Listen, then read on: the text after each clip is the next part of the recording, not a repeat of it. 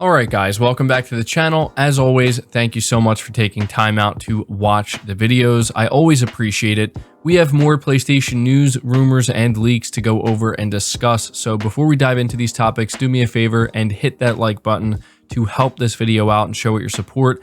And if you are new here to the channel, be sure to hit that subscribe button as well. The first topic we're discussing has to do with the Digital Foundry analysis that was done for Horizon Forbidden West. I want to take a moment to talk about some of the things that Digital Foundry pointed out, specifically how they are apparently recommending that if you do play this on the PlayStation 5, you should play it in the resolution mode, which I think is kind of surprising to a lot of people. So we're taking a look here at Push Square, where they compiled some of the important aspects of this Digital Foundry analysis, and they reveal that the base PS4 is a dynamic 1080p at 30 frames per second. The PlayStation 4 Pro is a dynamic checkerboard 1800p at 30 frames per second. The PlayStation 5 resolution mode is native 4K at 30 frames per second, and the PlayStation 5 performance mode is checkerboarded 1800p at 60 frames per second. Goes on to say, John Linneman of Digital Foundry then goes on to explain that in the case of the two PS4 models, they lock at 30 frames per second much more reliably than Horizon Zero Dawn did back in 2017. Finding frame drops in gameplay is challenging. The same can be said for PlayStation 5 in both performance and resolution modes. 60 FPS and 30 FPS are essentially a lock. Cutscenes in performance mode aren't quite so solid. Linneman notes that there are occasional stutters during transitions between camera angles, but that's essentially it. The site says that the biggest differences between the PS4 and PS5 versions can be found in geometric density and reduced asset quality on the last-gen console. Horizon Forbidden West on PS5 is remarkably dense, to an extent where YouTube video compression actually sells the game short. The PS4 consoles reduce this density significantly, with many objects reduced or removed. An impressive moss layer completely vanishes, for example. Foliage rendering is also reduced in quality, and the PS4 consoles using software-based variable rate shading up against full resolution on PS5. John Linneman then signs off by actually recommending PS5 owners play Horizon Forbidden West on the resolution mode, opting for 30 frames per second purely because of the increased graphical quality. Double the frame rate is nice, but you're missing out on a decently sized chunk of the next gen or current gen experience. Whichever way you choose to play, however, we highly recommend that you buy this game. So I think this is kind of surprising. More often than not, you're going to see people recommending you play pretty much any game at 60 frames per second, but Digital Foundry is here saying that, look, in the resolution mode for Horizon Forbidden West, it looks so much better than the performance mode that they're actually recommending you play it this way, even though it will be locked at 30 frames per second. Now, for some people, this isn't going to be an option. There are quite a few people who, when they upgraded to the PS5, they made the decision that they're never playing any game at 30 FPS again. They're, sticking to 60 FPS going forward, which I think is completely understandable. It's certainly a massive difference maker, but for me personally, after seeing the comparisons, I'm actually going to play this game in the resolution mode. I think that some people exaggerate just a little bit when it comes to 30 frames per second. They make it sound like it's literally unplayable. It's definitely not, but I also do certainly understand how when you get accustomed to seeing games running at 60 FPS, it can be very, very difficult to get readjusted to playing anything at 30 frames per second. But more recently, I did play Guardians of the Galaxy at 4K 30 frames per second. It did take a bit of adjusting, but once it was there and my eyes adjusted to it, it was an enjoyable experience overall, and I appreciated having that native 4K resolution. And I know that some people are always going to complain and say, well, a game like Horizon Forbidden West should be running at 4K 60 frames per second or native 4K 60 frames per second, and we know that it is a cross-gen game. I don't know if that has anything to do with why it's not able to achieve that in the resolution mode, but at the same time, we do have to understand that for as awesome as the PS5 is, it does also have its limitations. So let me know down in the comments below if you're planning to pick up Horizon Forbidden West for the PS5, which mode you're going to play it in. The resolution mode or the performance mode. But moving to the next topic here and still talking about Horizon Forbidden West briefly, we have something really awesome that PlayStation is doing that I wanted to make sure everybody is aware of, especially everybody who's planning to play Horizon Forbidden West. They tweet out, "Play Horizon Forbidden West, and for each Reached the Dawn trophy unlocked before March 25th, we, in partnership with the Arbor Day Foundation, will plant a tree in one of 3 different reforestation projects across the US." And yeah, I wanted to make sure that everybody is aware of this, anybody who's watching this video, and I'm sure many of you are planning to play Horizon Forbidden West. This is something that I think you should be aware of, and I think it is very cool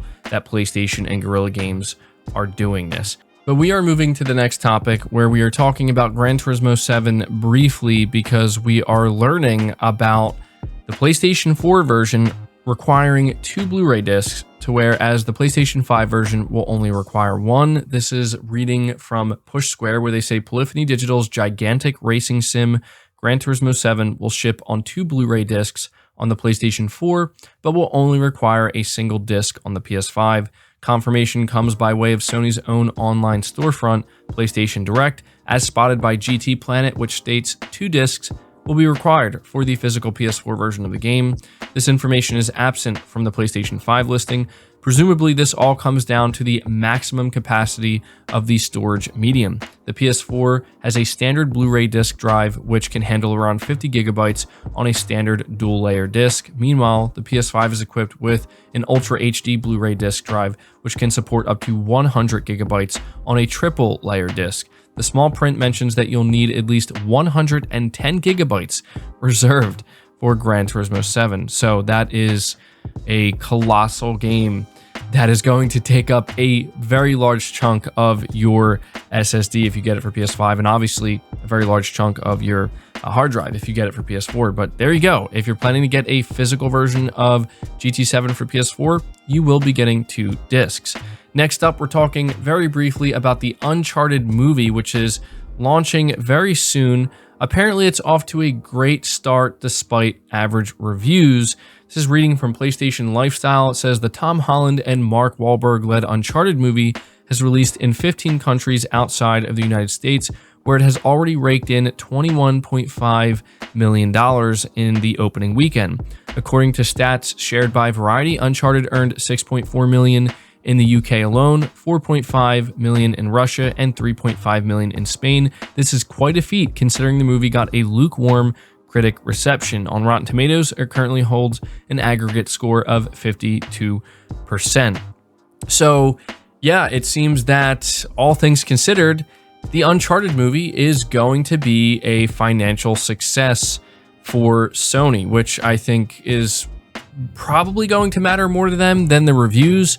I mean, the reviews, you know, as it says here, they've kind of been in the middle, and based off of what I'm hearing, this Uncharted movie is exactly what we pretty much expect it to be. It's a little bit strange to see Tom Holland as Nathan Drake and Mark Wahlberg as Sully, but I feel like at this point we're kind of used to it. We've adjusted to this.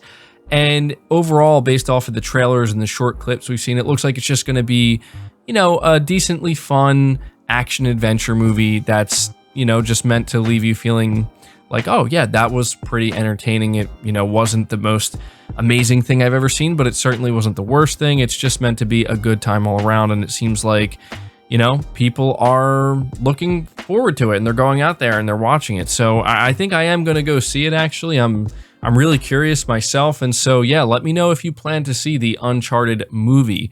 The next topic we have is, frankly, a very depressing one, and I think this is one of those rare instances where we're getting some potential inside information that most people are going to hope is actually untrue, and this person ends up being wrong.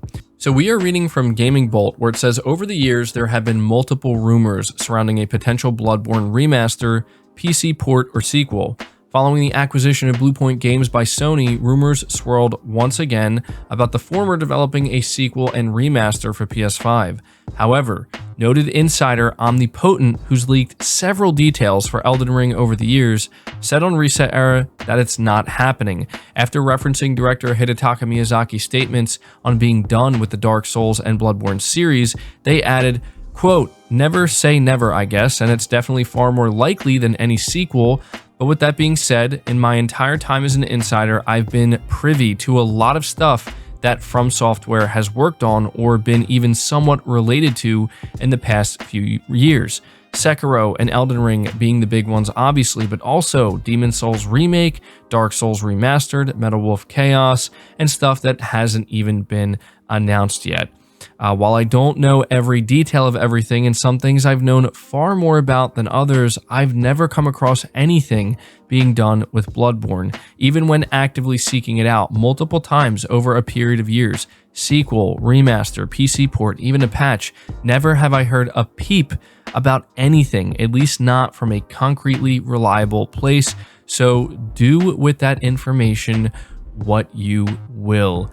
End quote. Now, to a lot of people, this is extremely depressing because this person absolutely has a proven track record, specifically with From Software, and it's worth noting that they did have info on Demon's Souls Remake, which is coming from Bluepoint. That's important to highlight because some people might think, well, just because they know what's going on at From Software doesn't necessarily mean that they know what's going on at Bluepoint, because maybe Bluepoint's the one working on Bloodborne, but still, this doesn't sound very promising, and I do honestly find this kind of hard to believe, if I'm being totally honest. Maybe a part of me just doesn't want to believe it. Maybe a part of me is in denial because of how much I love Bloodborne, but it's just difficult for me to believe that Sony, knowing how well regarded this game is, and just knowing how well a